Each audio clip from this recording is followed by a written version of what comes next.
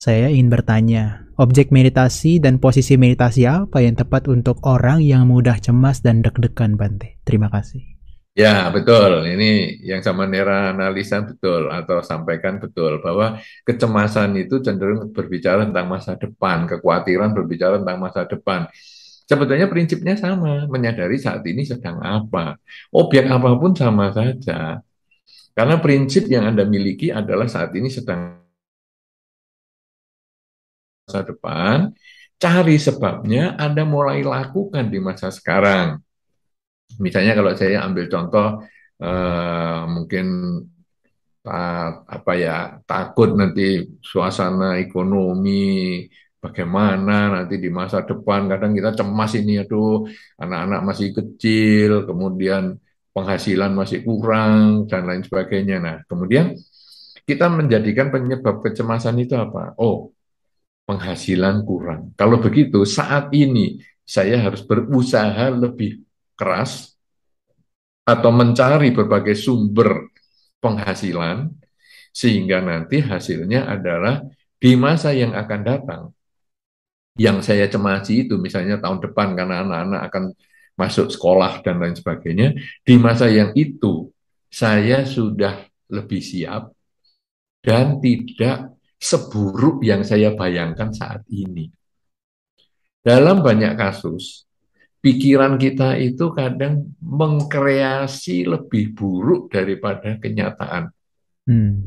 Misalnya besok kita mau menghadap pimpinan perusahaan misalnya. Waduh, semalam suntuk kita nggak bisa tidur karena kita hanya dapat kabar saja melalui WA.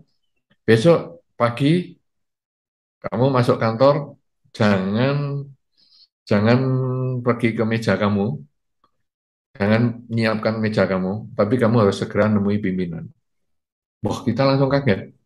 Wih, nggak boleh nyiapkan meja. Biasanya saya kalau ke kantor itu, saya nyiapkan meja dulu, dan kemudian saya duduk, kemudian pimpinan datang, saya mengucapkan selamat pagi, dan lain sebagainya, terus saya mulai kerja. Ini kok nggak boleh? Nanti tahu-tahu saya dikeluarkan. Wow, waduh ini bahaya ini. Wah semalam nggak bisa tidur, karena kita takut dikeluarkan.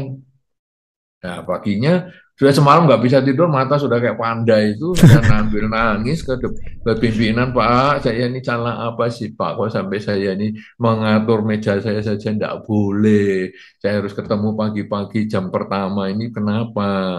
"Loh, kenapa kamu nangis? Ya, saya mau dipecat. Nah, siapa yang mau mecat? Dan kan nggak boleh ngatur tempat meja ini. Karena mejamu memang sudah tidak perlu kamu pakai lagi. Loh, nggak nangis lagi.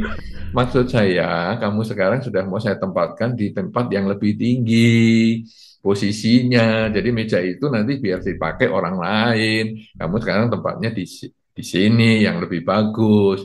Waduh, lega saya. Aduh. Nah, coba. Kecemasan kita ternyata lebih heboh daripada kenyataan.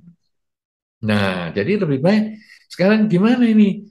Kalau saya ngadepi, waduh, besok ini saya mau dipanggil. Oke, sekarang apa saya perlu nggak bisa tidur? Nggak usah. Sekarang justru saya harus mulai belajar tidur. Kemudian saya kalau ada kemungkinan saya dikeluarkan, maka sekarang saya harus menyiapkan apa ya, tempat kerja di mana ya yang memungkinkan dengan usia saya dan kemampuan saya ini bisa diterima. Jadi kita sudah siapkan sehingga begitu besok kalau memang divonis saya nggak boleh kerja di situ, nggak apa-apa. Saya sudah ada siap. Itu membuat kita nggak takut. Kecemasan itu harus harus ada solusinya, jangan cuma kecemasan-kecemasan yang menghantui kita sama dengan trauma yang menghantui kita, kemudian tidak ada solusinya. Hidup kita menjadi kalau tadi yang trauma itu badannya di sini, batinnya ke masa lalu. Sekarang kita badannya di sini, batinnya ke masa depan. Intinya kan kita harus hidup pada saat ini. Tetapi masa lalu dan masa depan itu sebagai pelajaran untuk kita tingkatkan di saat ini. Nah, jadi kalau seandainya memang kemungkinan terburuk saya dikeluarkan, maka saya sudah persiapkan ini. Begitu, jadi besok dapat tempat posisi yang lebih baik, lega. Tapi dapat yang jelek, kemungkinan terjelek itu saya sudah pikirkan. Nah, inilah membuat kita kekhawatiran itu menjadi berkurang. Bukan berarti kita tidak boleh khawatir. Khawatir itu alamiah. Orang yang tidak pernah khawatir itu malah berbahaya. Khawatir itu adalah merupakan pendorong kita untuk bisa bertahan hidup. Jadi misalnya kita jalan di tempat gelap, kita khawatir ada ular. Itu membuat kita jadi bertahan hidup. Karena kita kemudian lebih hati-hati melangkahnya sambil lihat kanan dan kiri, supaya kalau ada ular kita bisa siap. Kita khawatir jalan di jembatan itu kalau runtuh. Betul, itu membuat kita jadi bertahan hidup. Makanya kemudian kita pegangan railingnya itu. Jadi kalau jembatannya runtuh, saya minimal masih bisa bertahan. Dan seterusnya. Artinya apa? Kekhawatiran tidak perlu dihilangkan. Tetapi kekhawatiran itu dicari jalan keluar untuk kita siap menghadapi hal yang kita khawatirkan itu. Gitu. Mudah-mudahan jawaban ini dengan contoh-contoh sedikit tadi bisa bermanfaat.